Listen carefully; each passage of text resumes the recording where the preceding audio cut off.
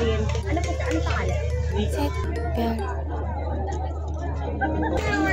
Ako nga pala si Michael, ang iyong tsuangkol na OFW dito sa Dubai. Balita ko may bagong bukas na night market dito sa Satwa na andun daw sa likod ng Iranian Hospital. Kaya naman kinagabihan kami ay doon ay nagpunta. Dito nga sa Carol's kami dinala ng aming mga mata at ng aming mga paa. Go! Ay kahaba ng pila. Yung mga sisling daw nila dito, unlimited rice, may sabaw, unlimited din, at saka may kasama ng inumin. Oh, ay di order agad ako ng good for two, garlic pepper beef, at saka ng ribeye steak. Yun daw ang bestseller nila. Ang tanong ni kabayan kung willing to wait daw kami dahil marami daw talagang na-order. Sabi ko, ayos lang.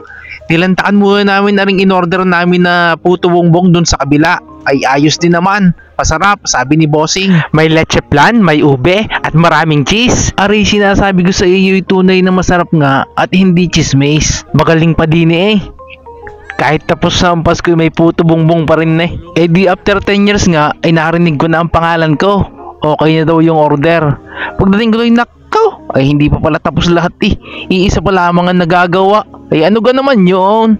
10 taon na eh. Ay tunay naman kami pasal na. Willing to wait nga, ay wag naman gayang katagal. Ano ga Carol? Maya pa'y mantakin mo yan, sabi sa akin ni kabayan ni Sir, wala na kaming sizzling plate. Pwede kang sa disposable plate na laang. Ay di ako'y kunyari mabait, sabi ko isa, sige. Wala naman akong magagawa eh. Pasal na. Ay napansin yata ni kabayan na nakabusangol ang aking mukha. Kaya sabi, ay intay ka sir, ako'y maghahanap din na tapos ng kumain. Ay di, sa madaling salita ngay hindi natuloy yung disposable plate nilang binabalak. O ari na, dumating na. Ko, ay nakulo-kulo naman nga eh. Pero kasama ang palad eh yung naunang order. Ay di iyon nga, malamig na. Ay nagtagal pa nga eh bago dumating yung pangalawang order.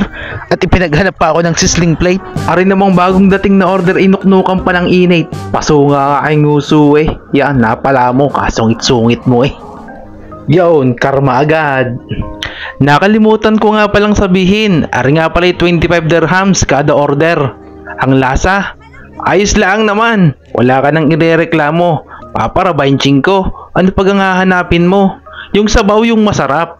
Para sa akin eh, ito ay totoong sabaw na pinakuluan. Hindi kagaya ng mga nor o kaya ay magi lamang na sinabawan. Kaso ang problema, wala na. Iisa.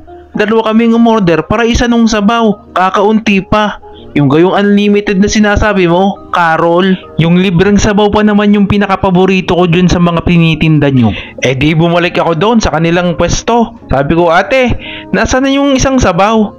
Ah kuya, tupalo na lang, kasi iniinit pa. Ah sige po ate, sabi ko. Ay di wala naman ako magagawa kundi maghintay. Hinisimot-simot ko na nga yung natitira kong sabaw eh. Ko, ay mukhang aabuti na naman ng 10 taon na eh. Pasulyap-sulyap ako doon sa kanilang pwesto. Kokoy, parang nakalimutan na yung tupalo na sabaw. Ano na naman yan, Carol? Nakakahiya namang humiyaw.